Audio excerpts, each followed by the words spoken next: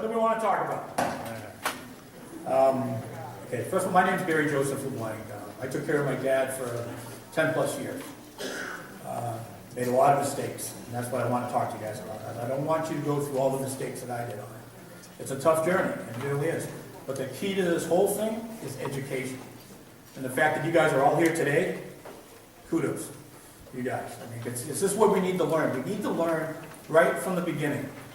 Because I'm going to tell you from experience, the further you go down this road, or a journey or campaign, call it what you like, the harder it is going to get. And that's just a fact. This is a one-way street.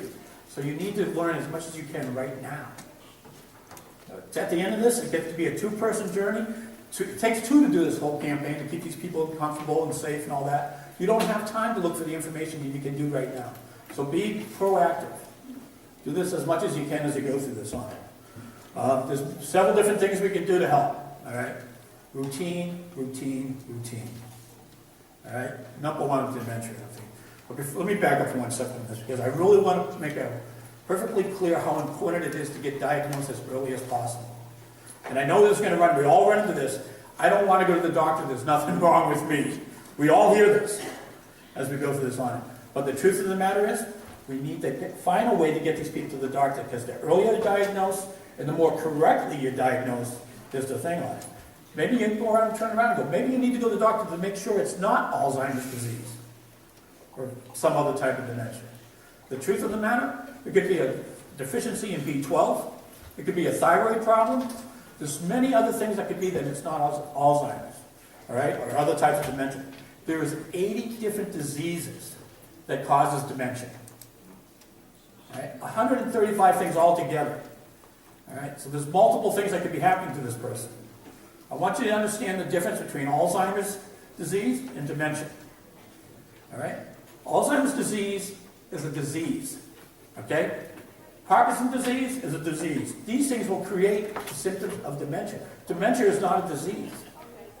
The word dementia, unfortunately, came from the word demented, or originated, is actually a term for an umbrella term for multiple symptoms: cognitive impairment, poor decision-making, bad behavior, language skills. There's many things that form the word dementia.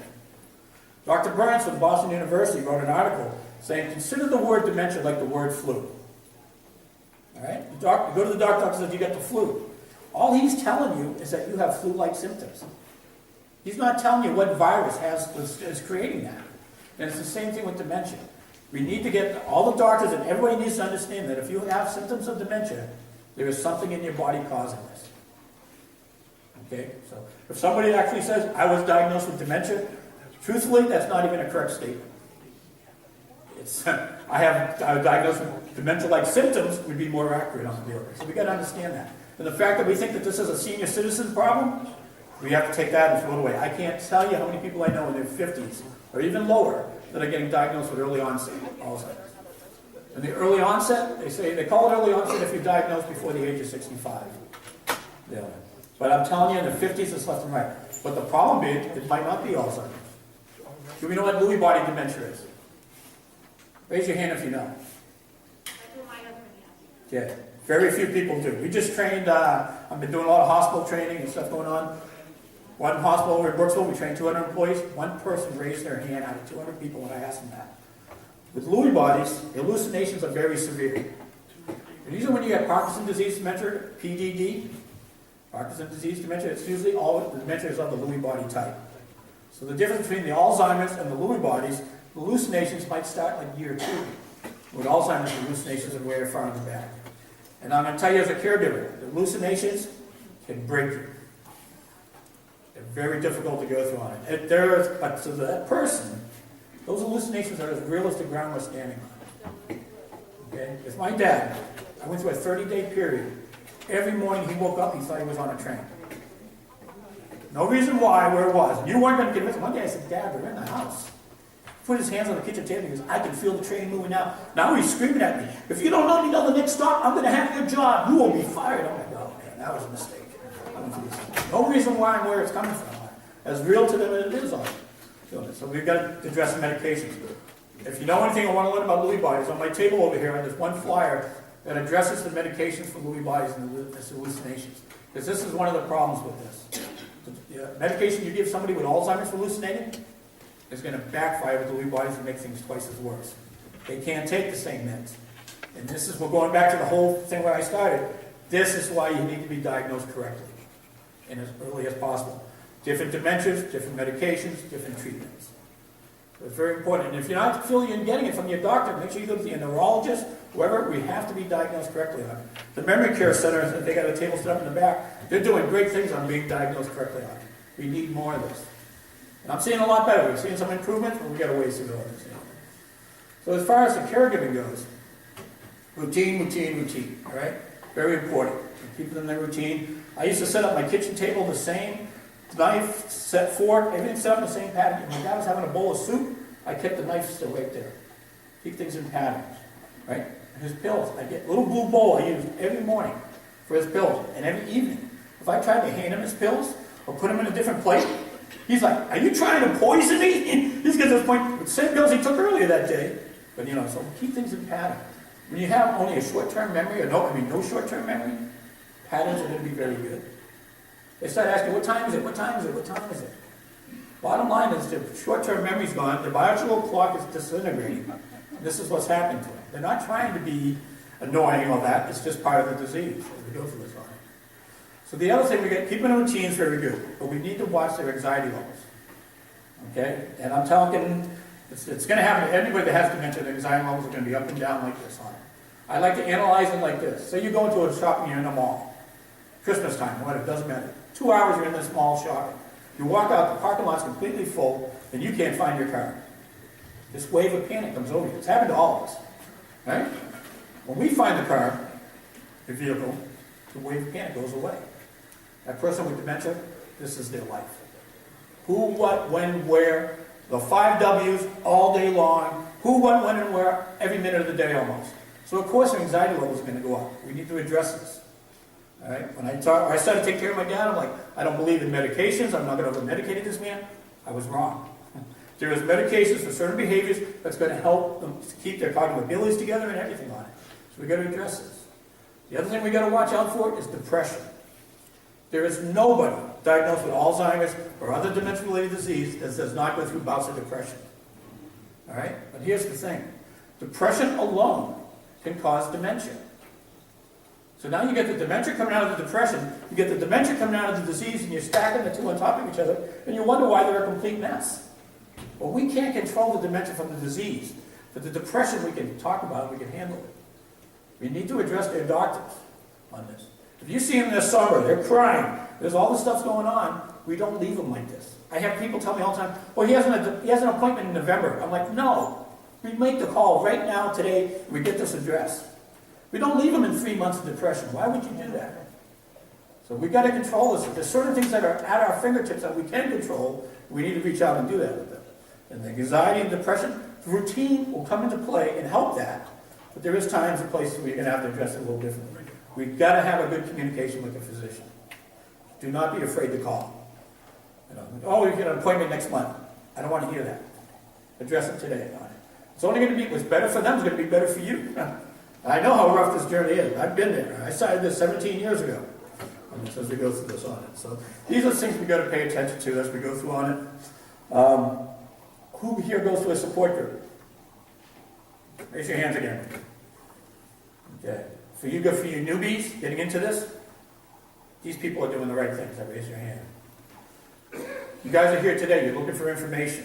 All right? This is very good. I'll give you a hint about the support groups. The very first support group I ever went to, we're talking many years ago, right? There was only one support group in the whole area. In fact, now they're on every corner just about. There was 2 people sitting across from me. Their loved ones had been deceased 2-3 years, and they're still going to the meetings. They're there sharing their wisdom. All the information I got to learn, I learned from them. That's why I went to those support groups. We've got to find as much information as possible. We've got to do as best as we can doing it in the support groups. The doctors, I hate to say it, they don't know what happens in the household. They don't get that part of the picture. But those people in the support group, they're in the same shoes as you. They can tell you, hey, there's an adult daycare right down the road that's very good. Don't go to this one now, I don't like that one that much. I mean, all the information you're going to be seeking, best place to start. So we got to keep all this stuff in mind as we go through all this on. The other thing I want to talk a little bit about is when you first get diagnosed. Okay? This is the basic standard of what happens. Okay, doctor goes, well, you probably have Alzheimer's disease. They'll do a PD, probably Alzheimer's disease. Here's your Exelon patch. I'll see you in 6 months. And they send this person out the door. All right? The truth of the matter, they just handed that person a terminal diagnosis. There is no survivors. All right? Zero. You got cancer survivors? You look in the Alzheimer's column, it's 0. All right? So you're sending these people out. We have to change this.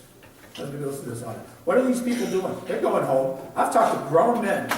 I went home and cried for 3 weeks. All right? So we got to stop this. This is one thing we got to work on. It's going to take a lot of process, but we got to get into the physicians. We got to get into hospitals. We got to do the proper training and get people know. You just don't hand people out. Alzheimer's Association, the Alzheimer's family organizations. These guys should be knocking on these doctors' doors saying, I want you to give this information, these pamphlets to your patients. We need to see more of that. And we're starting to. So what happens? Patients, they go home, they Google. I got Alzheimer's. What do they see? All they see is the end stage, all the bad symptoms. They don't see anything good. And the truth of the matter is, there is a good life still after dementia, after diagnosis. You just got to know how to act it. I want you to keep your loved ones social. What I didn't know 5 years ago, I know today. And the one thing I've learned more than anything, the more social they remain, the better these people are. I know people, friends of mine, who've been diagnosed for 8, 10 years, and they're still doing very well. What was different from them and the other? They remain social. They're not afraid to speak. They're talking about the diseases. They're doing it on it. We've got to beat down the stigmas of this disease. And unfortunately, the stigmas are a big problem with anything. It's stopping everything. It's preventing a lot of problems that we got as we go through this life. So I started a program called Dementia Mentors. This is another flyer. Please come on my table, get some cards and flyers for doing it. This is for your loved ones. It's only for people with dementia. Really. I mean, there's videos on it. I got every Sunday I put new videos on it. They're all videos of people with dementia from all over the world. Scotland, England, Germany, all talking. I put new videos up every Sunday of people with dementia talking about their symptoms. So for you as caregivers, I want you to go there and watch these people and listen. They're 3-minute videos, all short. You'll get the real idea of what's happening from the break from the people. I hate saying the horse's mouth, but actually that's what you're going to do on it. So we're making progress on stuff like that. Here's the bottom line. I want to tell you a little story about my dad.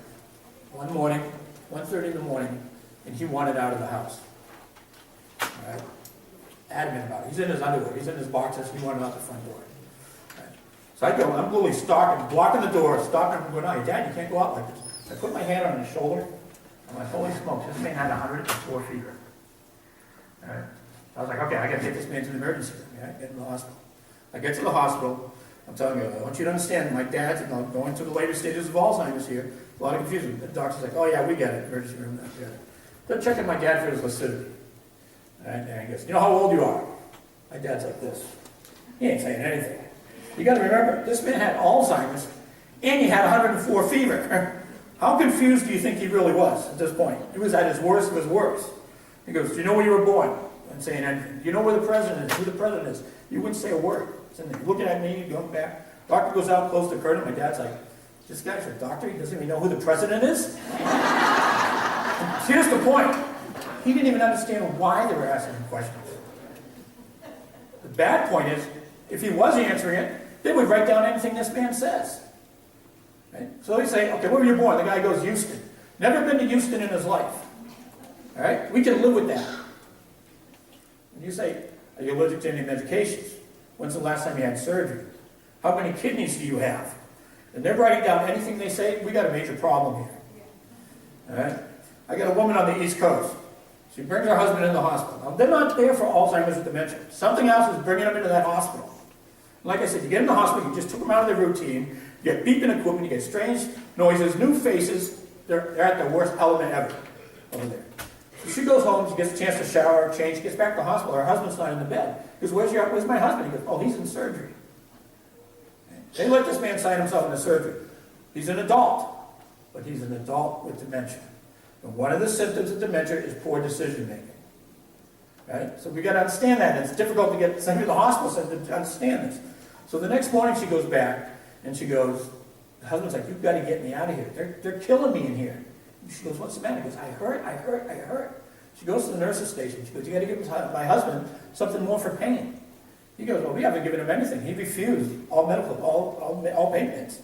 They did exploratory surgery on this man. They cut him right down the abdomen and gave him nothing when the anesthesia wore off. The man was in shock when they did it. It's another person down in Naples with just, I hate to say it, but we lost this man. The hospital basically killed him because of misunderstanding on the on it. And this is a problem that's international. It's not just here in the United States on the on it. So again, go to my table. We started a program. The Gulf Coast chapter, the Alzheimer's Association, partnered in with me. In Brooksville, Bayfront, Brooksville, we're the first hospital in the United States to start doing. We got a purple angel logo. All right, we're sticking that on their wristband. That's an international symbol for all dementias. Okay, as we go through this on it. But this is not a diagnosis. All this symbol is an at-risk symbol for cognitive impairment. You could use it for post-surgery delirium. It doesn't matter as we go through this on it. But we don't do it. So right now, Dave, I want you to understand this. If you go to a hospital that doesn't have a program like this, I don't want you to let them separate you. Because the first thing they're going to do, they're going to take your loved one, they're going to bring them into triage. Well, eventually they will. It's not after you wait an hour. They're going to bring in triage. They're going to make you stay out here at admission and fill out all the insurance forms. That's when they're asking all the crucial questions. Right? You can't leave them alone at this point. If you're bringing your loved one to the hospital, get your power of attorney papers right then and there and bring them with you. And keep them with you the whole stay they're there. Show everybody that you are that person's power of attorney, healthcare surrogate, whatever you are, that all the information has to come through you. We can't let these people be making their own decisions to begin with, and especially at this point, as we go through this on it. So as we go through. Now we get other hospitals getting involved. I just had a teleconference last week with the University of Tennessee Medical Center. We're starting to get more and more going through it. So it's been a long 5-year process, but we're going to. My goal now is to change the laws in this state. I want you to realize that if you go into assisted living, right, or a nursing care facility, you've got to have a class Dementia 1 and 2 training. It's below standards. But in a hospital, 0. There is 0 recommended requirements for training, dementia training in this country, in the hospital. That is insane. In today's day and world, with all the dementia we have, they're not training any of the employees in the hospital. We're going to change that. With your help, everybody's help, we'll go through all this as we go through everything on it. The other thing I want to talk to you a little bit about, and I know you guys all hear about this stuff, is wandering a little bit. Okay? I just want you to know that, I hear this all the time. It's like, I don't have to worry about wandering because I'm with my wife all the time. We're never apart. But you don't sleep. You can't look at things like that. All right? 6 out of 10 people with dementia are going to wander. The bad statistic, if they're not found within 24 hours, 48% become a fatality. Pretty bad numbers. There's something else I want you to be aware of. Wanderers are repeat offenders. All right? They wander once, I guarantee it's going to happen again. It just starts a pattern, it seems. So, why do they wander? You can put locks on the doors, you can do all the stuff you want in this deal with it, but really, we need to become detectives and find out what's causing it. It's usually something environmental. First thing I'll tell you that comes to my mind is background noise. We all know of somebody that owns a dog, that every time the doorbell goes off on a television show, that dog's yapping running to the front door, right? Who's to say that your loved one's not going to hear a doorbell or knocking on the TV and they get up to go to the door? So what happens when they open the door and there's no one there? They take that step over that threshold. That's when bad things can start to happen. So get in the habit of when you hear something like that, you take a look over and make sure they're sitting where they're supposed to be sitting. I got Law and Order on the television in my house. My guys are like, cops are here, and sirens are going on the TV, So you don't know. Background noise is crucial. We got to pay attention to stuff. There's something out there called exploring, right? Your loved one looks out the window. There's a park bench. It's been there for 20 years. He's like, where'd that bench come from? So they go out. They think they're just going to go out there and sit on the bench. They go out, they look. Now they're exploring everywhere. You don't know what's going to happen doing it. We get something we call following. Mr. Jones is behind. They got a seat to be in a lockdown facility. The CNA goes up, punches the code on the door. Mr. Jones is like this. He's just following the CNA. Doesn't know why. If she doesn't turn around, he's out. So we've got to protect these people.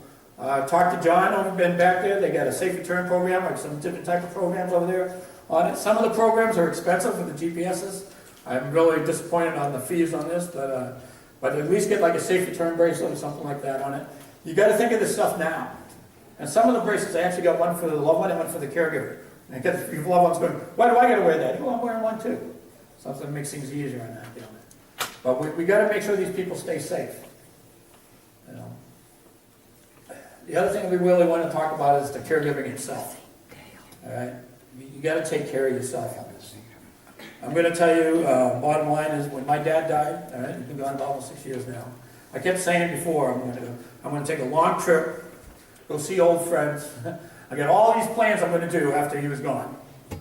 I didn't want to leave the driveway. I'm going to tell you why. You get so set. For 10 years, basically, all my concentration was on this one man. I didn't know what to do with it. It was like somebody shut off a light switch when he passed. Once the funeral arrangements were done and everything, I literally didn't know what to do with myself. I gained major weight, going through the whole day, going through depression. The average caregiver will go through 2.5 years of depression after their loved one is gone. All right, so we got to kind of stop and prevent some of this deal for that. I want you guys to go out. If you know a friend of yours, their loved one just passed, call them. You know, doing okay? You know what they're going to say? Oh, I'm doing fine. They're lying to you. Right? Drive over there, pick them up, get them out of the house, take them to lunch. You need that little jump start. To try to do this on your own could take years. But if with the help of your friends and other people in support groups and stuff like that, we can get them back on their feet faster. And it's important because their health issues, I do a lot of training. I do first responder training. The first thing I'm teaching these guys when I start this course, I say, I want you to know something. If you get a 911 call, and you get to the house, and then you're on a dementia patient, I want you to take a look right there. Because that person that made the call is probably worse off than the patient you're there for on it. Stanford University did a statistics on the deal. 45% of caregivers caring for somebody with a dementia-related disease dies before their loved one. That's high. And the truth of the matter, after doing it, I think it's probably higher. You know, the stress that's involved in it. There's one thing we need to understand about caregiving. It's sacrifice. There's nothing we do that isn't a sacrifice on this. Your social world goes away. Your phone stops ringing. I'm picking up the phone. I think this thing's broken. Nobody's calling me anymore. I'm ready to call technical support for the phone company. That's just part of what happens to us. You know. So that's why support groups are good. Get as much help as you can. You guys are here today in this one room. Introduce yourself, like she said. Learn from each other. Help each other out on this on it. This is a long, lonely journey on this thing on it sometimes. But hopefully it is long. I got a friend of mine, Lori LeBay. I heard she does a radio show called Alzheimer's Speaks out of Minnesota. Her mother just died about 4 or 5 months ago. 30 years with Alzheimer's. I've never heard of anything that far. I think if there's a Guinness World Book of Records on it, I think she's the winner. As far as this goes doing it. I'm not saying her last 5 years were good, because they weren't. But this woman hung on 30 years on it, 20 years. But I'm telling you, I'm seeing people going further and further these days on it. Social, there's medications are out there. I'm not going to get into much meds. But really, what we can do personally can help them just as much. Keep their anxiety down. Keep them, watch their depression. Keep them social. The other thing I want you to do, I want you to become a speech therapist. All right? Medicare is not going to pay for this, but we need to keep these people talking. When they get down to the 1-2 word sentences, bottom line is they disappear pretty quick after that. So our job as caregivers is to keep the conversation going. And we got to realize that communication is a lot more than just words. Everything I said today, how much do you think? We have verbal communication and nonverbal. How much do you think I said today was verbal in a percentage-wise? Anybody got a guess? About 20%. Hands, eyes, all that. That's the deal. So learn their body language today. All right? As if they're the caregiver, you got to learn their body language. If you got a woman and she's in pain, we don't know, how are we going to know? You got a woman in assisted living. She's crying for 3 days. Nobody knows why. Finally, the doctor comes in, they order some pain medication. She stops crying. You know what? That crying was communication. Behavior and communication are tied together. If I'm combative, I get combative, right? I get something to tell you and I can't find the words to do it, I will find a way. And sometimes they get combative. That person's just being a jerk. They're not. They're trying to communicate to us. So keep that in mind. Also, even bad behavior can be good at communication. We can't just blow this off. We got to try to be detectives again and look at this stuff on it. How am I doing on time? Okay. Good. I'm giving you the Reader's Digest version today. But I want you all to know that we're all going to be here to the end. You got questions, I'm not going anywhere till they're all answered. So let's go through it. So communications, like I said, you ever watch the show The Mentalist? All right? Everything he's doing is with his hands and all this stuff. I'm saying, I want you to pick a symbol. Okay?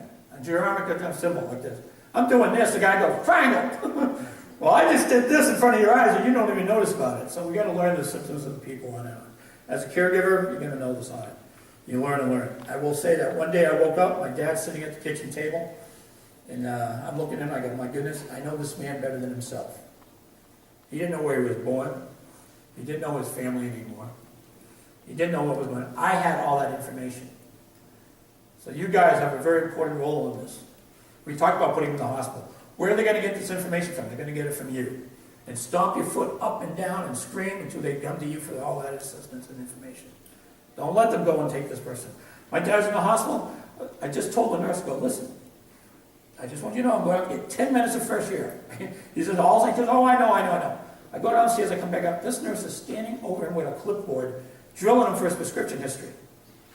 I'm like, this man can't tell if he took a pill 2 minutes ago. This is what we got to protect.